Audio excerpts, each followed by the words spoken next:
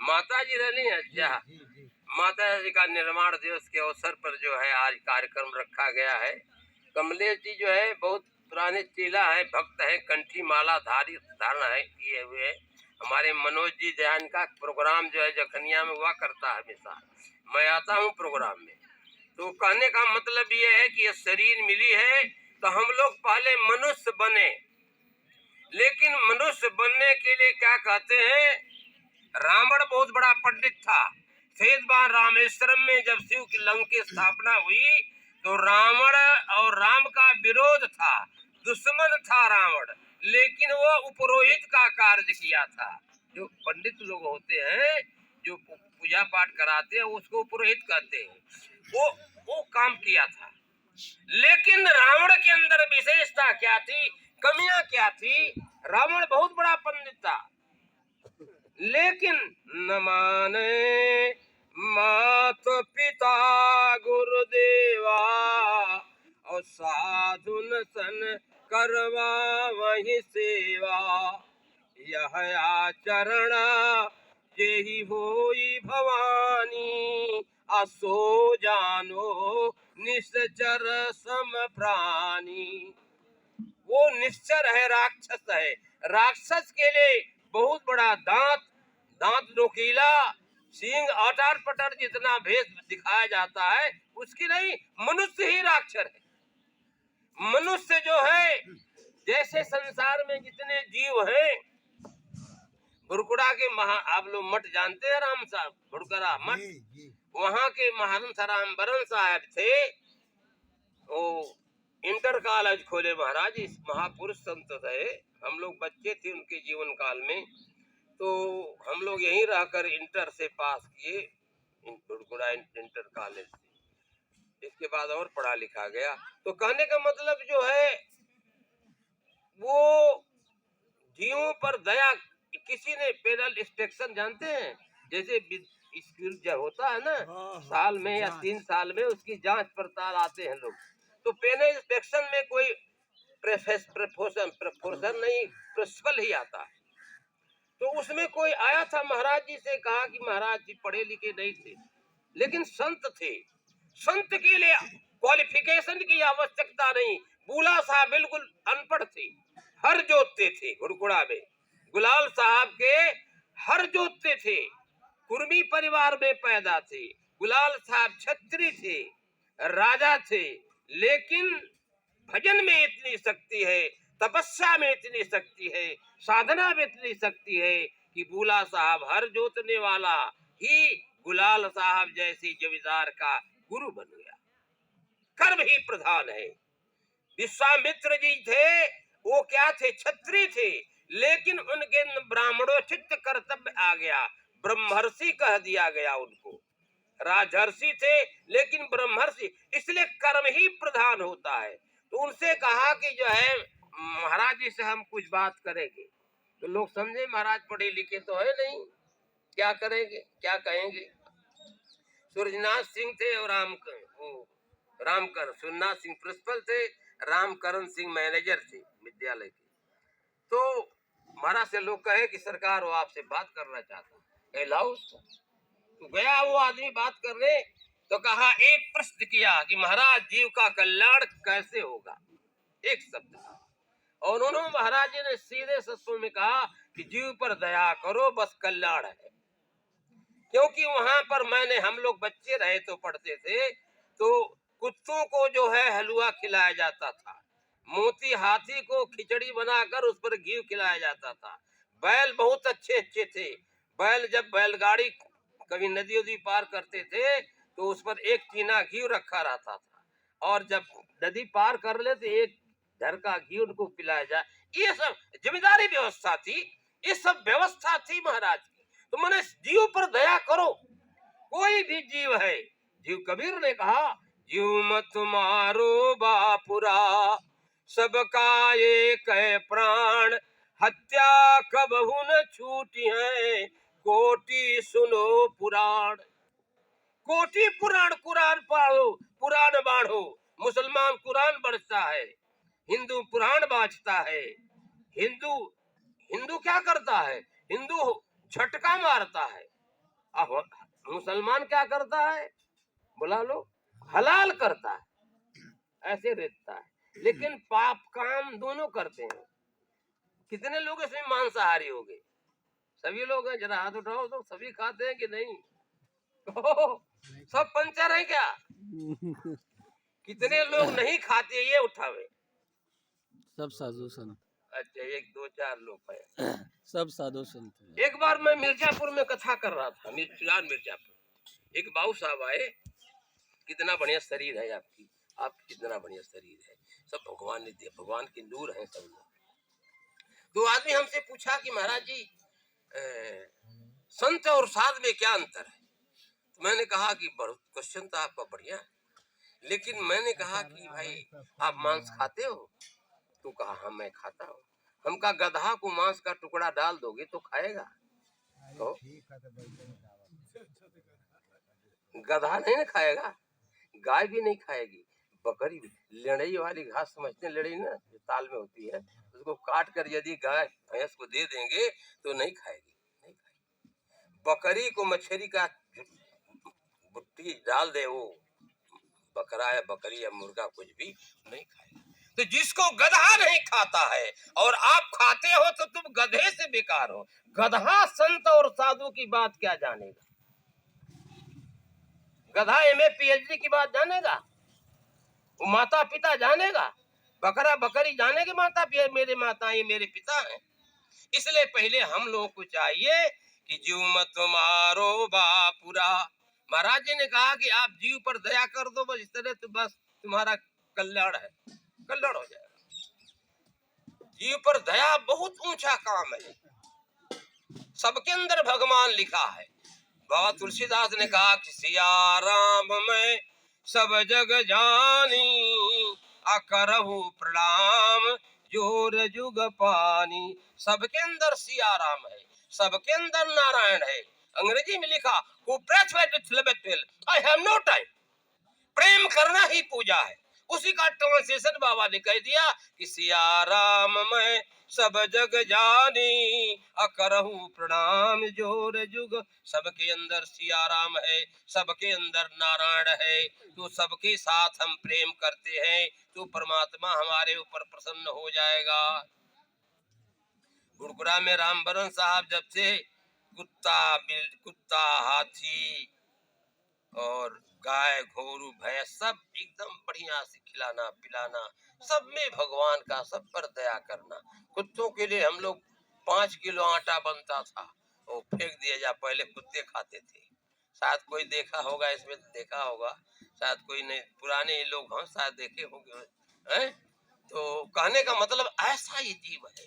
तो मनुष्य शरीर मिली है तो इस शरीर से सत्कर्म करो। ये कमलेश मेरे चेले हैं, कंठीधारी है, मनोज भी चेले हैं, कंठीधारी हैं ये लोग।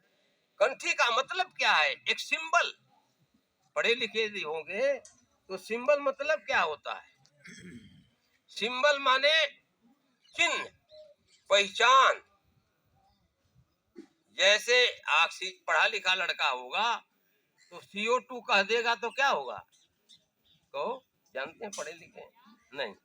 CO2 माने कार्बन डाइऑक्साइड गैस, O2 माने ऑक्सीजन गैस, Ca माने कैल्शियम। इस तरह से पढ़ा लिखा तो साइंस वगैरह पढ़ा होगा तो कहने मतलब एक पहचान है। जिसके गले में कंठी है बने भक्त होगा। जैसे लड़की की शादी हो गई तो सिंदूर लगाती है तो पहचान है कि शादीशुदा है। ऐसे भक्त की पहचान है जिसके गले में कंठी है, वो भक्त है, मांस नहीं खाता होगा, शराब नहीं पीता होता। तो मनुष्य को क्या है? प्रात समय पहले हम मनुष्य बनेंगे तब भगवान। जैसे लड़का कक्षा 1 में पढ़ेगा तो उसको गोल पाई ऐसा करके कौआ को पढ़ाएंगे, लेकिन यदि लड़का कहता है कौआ क क्या, व्हाट इज क क्या है, तब तो पढ़ाई उसकी नहीं होगी। श्रद्धावान लगती ज्ञान। माता पिता गुरु की आज्ञाओं का जो लड़का पालन करेगा वो मानवचित कर्तव्य। गाय भैंस वो माता पिता नहीं समझते, लेकिन आपका लड़का होगा तो बोला प्रातः समय उठ के रघुनाथा माता पिता गुरु नाम ही माथा। माता पिता को प्रणाम करो। माता घर में कोई बुढ़ा है तो बुढ़ा हो तो हमारी भाग्य है कि हम उस बूढ़े की सेवा करें। सेवा धर्म ही बड़ा कठिन है। भगवान राम जो है पैर के माध्यम से गए हैं और भरतलाल जी कहते हैं कि मुझको कैसे जाना चाहिए कि सिर भर चलो उचित यस मोरा असबते सेवक धर्म कठोरा। भगवान राम पैर के माध्यम से गए हैं तो भरतलाल जी कहते हैं कि हमको सर के माध्यम से चलना चाहिए। वो बड़ा कठिन है। कपार से कोई चल पाएगा? बिछिया करेगा तो थोड़ा देर चलेगा, थोड़ा 1 मीटर 2 मीटर, लेकिन सर से इम्पॉसिबल है, संभव नहीं है, नहीं चला जा सकता है। इसलिए भगवान की संत भगत की माता पिता की यदि हम सेवा करते हैं तो माता पिता के आशीर्वाद से हमारा गुरु पीतु मात वचन प्रतिपाले अचल ही कुमग पग पर ही न खाले। माता पिता की गुरु आज्ञाओं का यदि हम पालन करते हैं तो कुमार्ग पर जाते हुए सुमार्ग पर चले आते हैं। ये साइकोलॉजिकल मनोवैज्ञानिक प्रभाव है। यदि हम सच कर्म करेंगे तो जो है उसका परिणाम अच्छा ही होगा। हम कहते हैं कि एक कसाई को आप लोग देखे होंगे, हम लोगों ने देखा, जहाँ कत्लेआम करते हैं। हमारे मठ के बगल में एक मुसलमान था, वो काटता था। बुढ़ौती आते आते मतलब चेहरा हो गया, हाथ उसके झड़ गए। ये हत्या होती है, जीव मत मार, एक पाप लगता है। जैसे हम बकरा बोल रहा, हम कह रहे एक तो कटिया कोई कांटा धस जाएगा तो हम परेशान हो जाएंगे, लेकिन हम किसी को जान ले लेते हैं तो वो काट कर टुकड़ा कुड़ा कर देते हैं। ये अच्छा कर्तव्य नहीं, मानवोचित कर्तव्य नहीं है। मानवोचित बनना है मनुष्य तो जीव पर दया करो। माता पिता सबके अंदर सद्भाव रखो, सत के अंदर विचार। जैसे बच्चे का हम पालन करते हैं, लालन पालन, खिलाना पिलाना, ऐसे सबके अंदर भगवान का स्वरूप देखो। ये हमारा भाव होगा, ये मानव कर्तव्य है। माता कौन है? पिता गाय गोरु भैंस माता पिता नहीं समझते। इसलिए मनुष्य शरीर में ही आकर के ये ज्ञान जोनी है, ये भोग जोनी नहीं है। लेकिन हम लोग भोग जोनी में का कर्तव्य कर रहे हैं। इसलिए हम लोगों को पहले तो मनुष्य बनना चाहिए।